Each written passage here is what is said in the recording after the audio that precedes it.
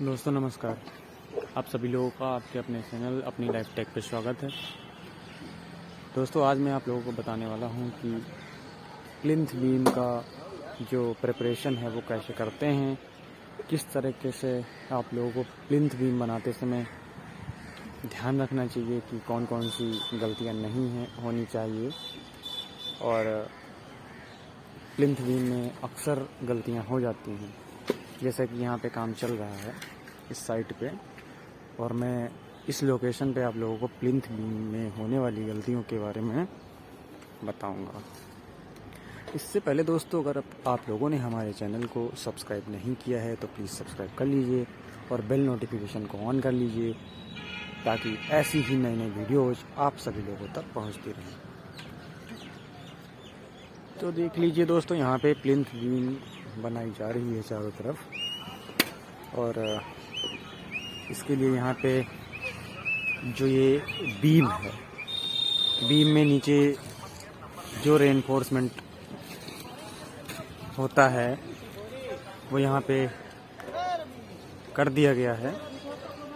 इसके साथ ही मैं आप लोगों को इसमें बहुत ही महत्वपूर्ण चीज़ ये बताने वाला हूँ कि जैसे इस वाले पॉइंट पे यहाँ पे देख लीजिए, ये T1 के इंड हो जाता है, यहाँ पे इंड हो रहा है ये।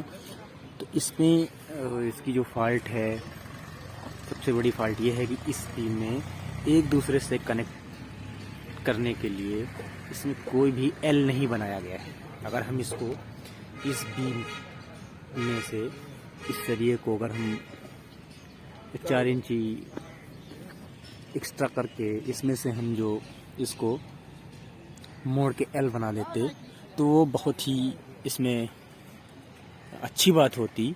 लेकिन यहाँ के जो लेबर है उसकी गलती के कारण और ठेकेदार की गलती के कारण यहाँ पे एल नहीं बनाया गया है, जिसके कारण ये देख लीजिए ये आगे पीछे आसानी से हो रही है। और जब इस बीम पे एक्स्ट्रा कहीं लोड पड़ेगा तो जैसे यहाँ पे अगर कोई पॉइंट लोड आता है, नीचे इसके कोई वॉल नहीं है, तो फिर ये उधर से खींचने की गुंजाइश रहती है, या फिर अर्थक्वेक के कंडीशन में भी ये पॉसिबल है कि यहाँ से ये जो बीम है वो डैमेज हो जाए। इसी तरह इधर तो मैंने आपको गलती दिखा दी, और इसी बीम में मैं आपको अगले छोर की बात करता हूँ। देख लीजिए यहाँ पे ये टी बनाया गया है, यहाँ टी बनाया गया है, तो इसमें भी यहाँ पे ये कहीं भी इसको आगे पीछे किया जा सकता है, इसमें भी कोई एल नहीं बनाया गया है। इस तरह से आप लोगों को यहाँ पे देख लेना है कि कौन कौन सी गलतियाँ ठेकेदार कर रहा है और उसको टोक देना है और उससे एल बनवा लेना है। जैसे यहाँ पे आप लोग देख सकते हैं, उस छोर को तो मैंने दिखा दिया आप लोगों को कि उस छोर में इन्होंने कोई एल नहीं बनाया हुआ था, और बीम के इस छोर पे एल बना दिया है।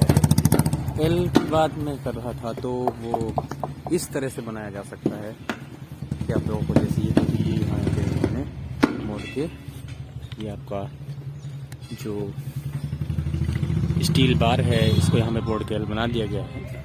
लेकिन इसमें एक चीज़ देखने वाली ये है कि अब इसका जो है फेस है, यहाँ पे आप देख लीजिए, यहाँ पे जो फेस है इसका कॉलम का, इससे बाहर यहाँ पे निकलने की गुंजाइश रहती है, क्योंकि जो बांधने वाला है, जो सरिया बनाने वाला है, वो बिल्कुल भी इन बातों का ध्यान नहीं रखते कि जो ये बार है उसको अगर हम यहाँ साइड से कर लेते तो ये इसके अंदर रहकर भी आसानी से इसका जो पॉइंट है वो सही से बनाया जा सकता है।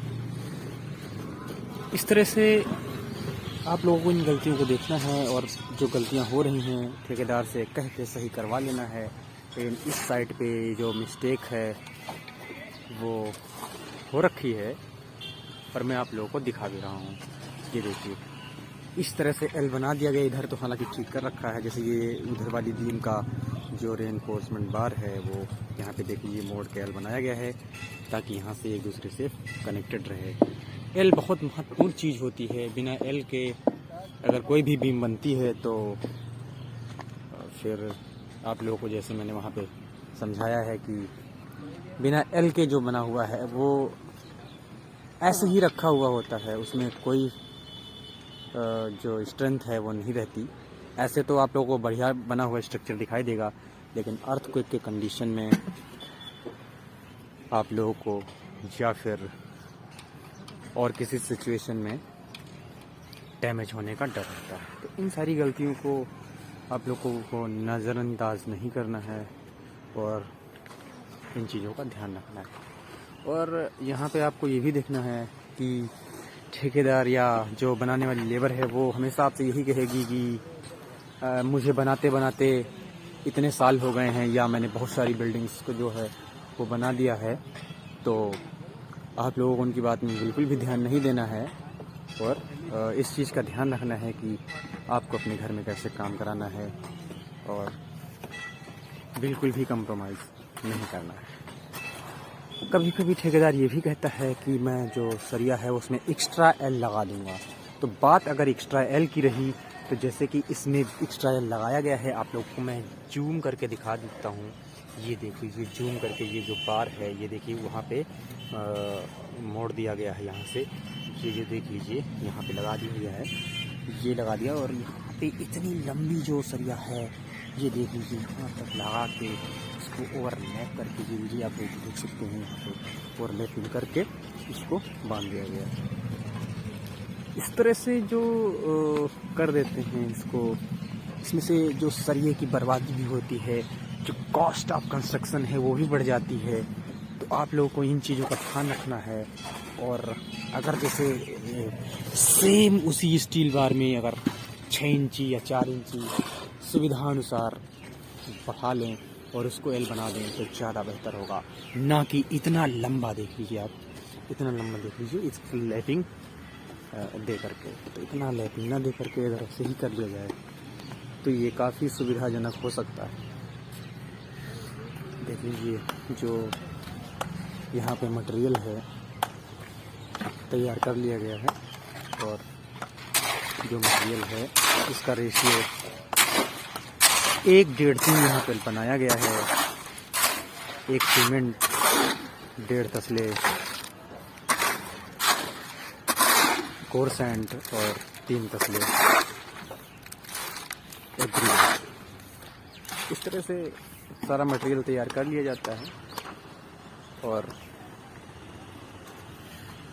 फिर इसकी कॉस्टिंग की जाती है। बहुत सारी चीज़ें मैंने आप लोगों को इसमें बताई हैं कि इन गलतियों को नज़रअंदाज बिल्कुल नहीं करना है, क्योंकि जो ठेकेदार है उसको तो अपना काम फटाफट करके आगे बढ़ जाना है और इन सारी गलतियों को पीछे छोड़ देना है। बाद में जो है मकान मालिक या जो ऑनर है लैंड का वो भुगतता रहता है। इन सारी चीज़ों को यहाँ पे आप लोगों को ध्यान रखना है और उसकी बातों में नहीं आना है कि मैंने बहुत सारी बिल्डिंग बना दी हैं, इतनी सारी बिल्डिंग बना दी, आज तक कोई नहीं गिरी।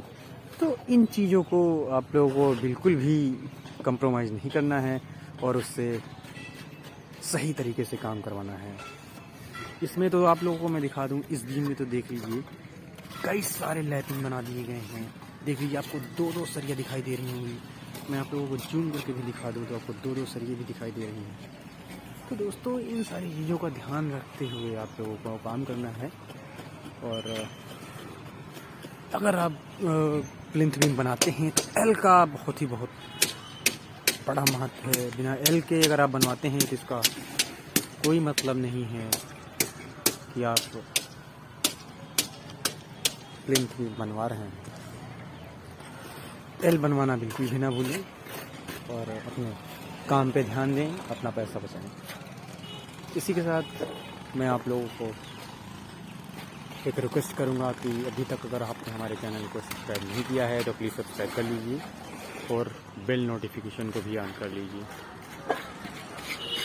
और ऐसी ही नई वीडियोस मैं आप सभी लोगों तक पहुंचाता रहूँगा। Thank you for watching this video.